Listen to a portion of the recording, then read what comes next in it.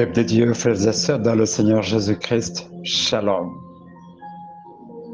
Gloire à Dieu pour ce moment qu'il me donne encore afin de vous partager cette bonne nouvelle. Ce matin, la pensée de Dieu pour toi et moi est tirée des deux textes bibliques, l'épître de Paul aux Éphésiens, chapitre 2, 12, et le livre des Actes des Apôtres, chapitre 2, de 25 à 27. Lisons-les. Éphésiens 2, 12. En ce temps-là, vous étiez sans Messie. Vous n'aviez pas le droit de faire partie du peuple d'Israël. Vous étiez étrangers aux alliances conclues par Dieu pour garantir sa promesse. Vous étiez sans espérance et sans Dieu dans le monde. Actes chapitre 2, 25 à 27. En effet, David dit de Jésus: je voyais le Seigneur constamment devant moi, car il est à ma droite pour que je ne vacille pas. Voilà pourquoi mon cœur est plein de joie, pourquoi mes paroles débordent d'allégresse. Même mon corps reposera dans l'espérance. Tu ne m'abandonneras pas dans le séjour des morts, tu ne laisseras pas ton serviteur fidèle se décomposer dans la tombe. Parole du Seigneur. Alléluia. Frères et sœurs, nous voici au terme de l'enseignement du mois dont le sujet était une vie centrée sur Dieu, signe d'une transformation intégrale. En résumé, l'élément majeur de cet enseignement était que pour chacun de nous, nous puissions placer Christ au centre de notre vie dans tout ce que nous faisons ou pensons. Gloire à Dieu. Si nous écoutons la parole de Dieu et que nous la mettions en pratique, ça fera du bonheur dans notre vie. Je viens donc clôturer cet enseignement par un sous-thème aussi intéressant. En Christ seul est mon espérance. Bien-aimés frères et sœurs, le contenu du texte d'Éphésiens, chapitre 2, 12, est trop profond. Sans être en Christ, pas de sens, pas d'avenir. L'on n'a aucune relation ni communion avec Dieu. L'on ne bénéficie rien de Dieu. Rien ne peut nous provenir de Dieu. Mon frère, ma sœur, tes croyances sans Christ, croyez-moi, ne rassurent pas ton lendemain. À l'instar des chrétiens d'Éphèse, l'apôtre Paul révèle un secret important à toutes les créatures humaines. Sans le Messie, nous ne sommes pas connus dans la famille de Dieu. Nous sommes dépourvus de tout ce qui est nécessaire au salut et du véritable bonheur. Bien-aimés, en parlant de ces choses, j'ai pitié des peuples du monde, catégories confondues, qui ont rejeté le Christ. Ils ont placé leur confiance dans des hommes qui sont morts ou qui peuvent disparaître d'un moment à l'autre. Ils ont placé leur foi dans des principes sans fondement, dans des idées purement humaines et dans des choses éphémères. Il leur manque celui qui est le fondement de la véritable espérance, Jésus-Christ, le garant de toutes les promesses célestes. Sans lui, ils ne s'attendent qu'à la ruine et à la destruction. Le second texte des Actes des Apôtres, chapitre 2, 25, 27, Pierre prononce un discours inspiré, confirmant que Jésus seul est l'unique source de la véritable espérance. Il était devant une foule immense le jour de la Pentecôte à Jérusalem. L'apôtre Pierre rentre dans l'Ancien Testament et relit le psaume 16 de 9 à 11. Il s'adresse à cette foule et il explique que l'espérance est puissante plus que le séjour des morts. L'espérance attire le croyant à fixer ses regards à la vie éternelle. Bien-aimés frères et sœurs, par ces deux écritures, l'Esprit de Dieu nous révèle que Jésus-Christ n'est pas simplement notre Sauveur, mais également les fondements de notre vie présente, de notre avenir, et même après la mort. Et même après la mort. C'est bel et bien en Jésus qu'il y a de l'espérance digne d'être appelée espérance. Alléluia. Alléluia. Alléluia. Alléluia. Gloire à Dieu. Nous sommes à une époque où la prophétie d'Ésaïe est en train de s'accomplir envers certains frères et sœurs chrétiens. Par leur ignorance de ce qu'est l'espérance, ils ont espéré en Égypte. Ils ont cru qu'en retournant en Égypte, ils seront en sécurité. Ils y ont mis leur espérance. Ils s'accrochent à Pharaon et cherchent refuge à l'ombre de l'Égypte. Toi qui m'écoutes, tu as aussi placé tout ton espoir à celui que tu appelles un véritable ami, un être cher, un mari, une femme, l'enfant, le fiancé. Tu te confies à ta voiture, à ta parcelle ou à tes biens. Je te dis que c'est franchement un mauvais choix. Je me rappelle de ma petite famille et de comment en grandissant, la vie n'était pas du tout facile.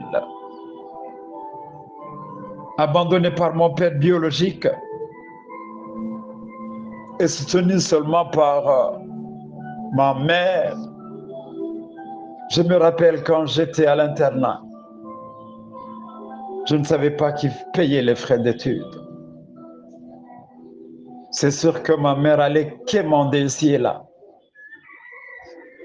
Lorsque par la grâce de Dieu, mon grand frère Élisée va à Marseille en France étudier, je vais bâtir tous mes espoirs sur lui. Malheureusement, lorsqu'il rentre, il achète une parcelle, construit sa maison, s'installe et se marie. En voyant cela, je me disais, cette fois-ci, nous avons un monsieur dans la famille, plus de problèmes. Quelque temps après, il monte un petit hôpital à Ovira, où 2 mois après, par une courte maladie, il meurt. Mettez-vous à ma place et ressentez la douleur que j'ai eue envers quelqu'un, envers une personne en qui je voyais tous mes espoirs s'accomplir. Frères et sœurs, notre monde n'est pas à l'abri de la tentation du désespoir. En tant que des êtres humains, nous ne pouvons pas vivre sans espérer. Je vous dis sincèrement, c'est une perte de temps pour toi de t'attarder sur ce qui est passé, ce qui est vrai. Le présent est trop souvent décevant. Sur l'avenir et ce sur quoi nous devons reporter sur lui tout notre désir. La perte de l'espérance, surtout de l'espérance en Dieu, c'est la mort, c'est l'enfer. Et l'adage nous dit qu'un monde sans espérance est irrespirable. Cela est bien vrai. Mes frères, mes sœurs, l'espérance est l'unique vertu qui nous permet de vivre et même de survivre. J'insiste sur cette réalité. Je ne vous parle pas de l'espérance liée à la probabilité, au calcul, aux projets humains. Je ne vous parle pas de l'espérance comme vertu philosophique, mais bel et bien d'une espérance fondée sur Dieu. Une espérance qui donne aux chrétiens d'espérer au-delà même des limites de son existence terrestre, évidemment dans une attitude de foi. Pour nous les chrétiens, notre raison d'espérer, c'est Christ. Il nous pousse à désirer un avenir meilleur, incomparable. C'est la foi qui nous donne la raison d'espérer. Notons bien que l'espérance chrétienne repose sur les promesses d'un Dieu qui ne ment jamais. Abraham, malgré les péripéties de la vie qu'il a parcourues, mais il a finalement vu Isaac. Joseph est sorti de la prison à la gloire. Jésus, après sa mort et sa résurrection, a été élevé au-dessus de tout. Frères et sœurs, nous avons bien quelqu'un en qui espérer. Il s'appelle Jésus. Il nous accompagne vers un avenir glorieux. L'apôtre Paul, en parlant de lui, estime qu'il n'y a aucune commune mesure entre les souffrances de la vie présente et la gloire qui va se révéler à nous au travers de Jésus-Christ. Romains chapitre 8, verset 18. Dans la première épître de Paul aux Corinthiens, chapitre 15, au 19e verset, il est écrit: si c'est seulement pour la vie présente que nous avons mis notre espérance dans le Christ, nous sommes les plus à plaindre de tous les hommes. Mon frère, ma soeur, notre espérance repose sur des choses éternelles. Nous sommes ou nous serons les plus malheureux si notre foi et notre espérance sont motivées par la vie de cette chair. Le Christ au centre de ta vie, le Christ au centre de ma vie, n'est pas une photo que tu déposes, que je dépose en moi ou que tu déposes en toi. Non. Il est là pour te soutenir dans tes luttes intérieures. Il est le fondement de ta foi, l'objet de ton espérance. Alléluia. C'est pour dire que l'espérance en Christ est la seule qui ne trompe pas. Elle est authentique et parfaite. C'est une attitude de confiance qui nous permet d'affronter les situations présentes en basant notre foi sur les promesses de Dieu, en attendant impatiemment et avec persévérance leur accomplissement. Notre espérance en Christ nous donne l'envie à désirer ardemment et durablement le royaume des cieux et la vie éternelle. Elle a besoin du secours du Saint-Esprit. C'est sûr que sans demeurer en Christ, en espérant certaines choses au moyen de la chair, l'espérance n'est pas assurée. Elle disparaît plutôt de nous. Frères et sœurs, nous sommes tous invités à un changement complet de perspective et de priorité Nous sommes tous invités à rechercher les réalités d'en haut, à viser encore plus haut là où se trouve le Christ. Je vous assure que notre vie est cachée avec le Christ en Dieu. La condition pour faire de Christ notre espérance est de suivre sur la terre et de vivre plutôt sur la terre selon les normes du ciel. Mon frère, ma soeur,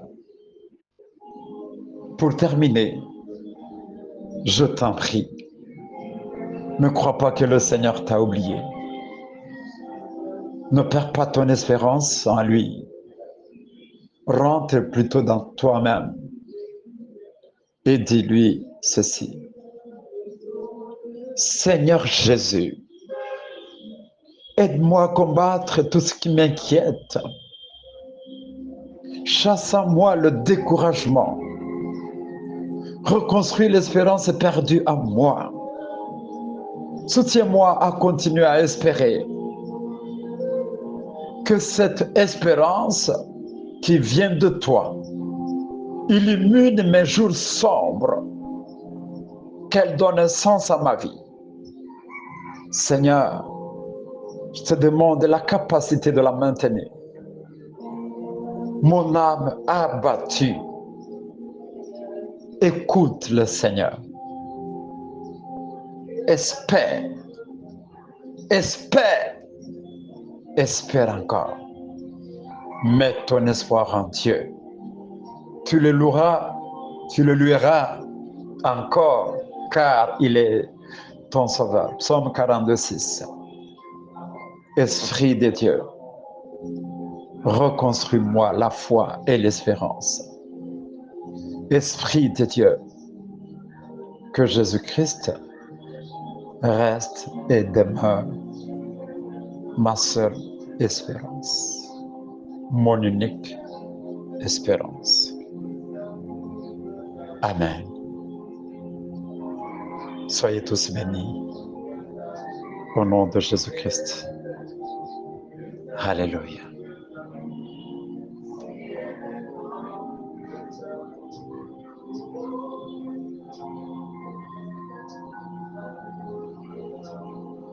Si ce message vous a touché, n'hésitez pas à le partager avec un ami, à l'aimer ou à vous y abonner pour recevoir régulièrement des notifications sans qu'il vous soit envoyé directement sur WhatsApp. En attendant, je vous souhaite une excellente semaine.